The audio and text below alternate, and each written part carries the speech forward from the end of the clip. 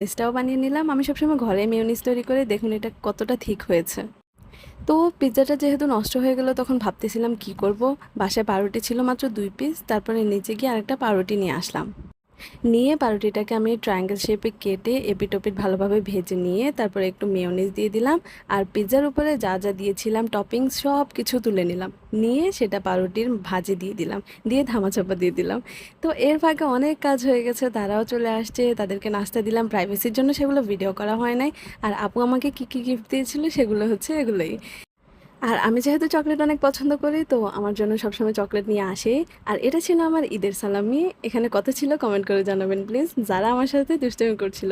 তারপর কি সারাদিন কাজ করার পর যখন একটু পড়তে বসি তখন দেখি পায়ের ব্যথার জন্য বসতেও পারি না। তারপর নিজের পা নিজে টিপলাম, নিজে আবার পায়ে মলমও লাগিয়ে নিলাম, দেন পড়া শুরু করে দিই। তখন প্রায় রাত ১২টা বাজে। So that's it for today, thanks for watching, by.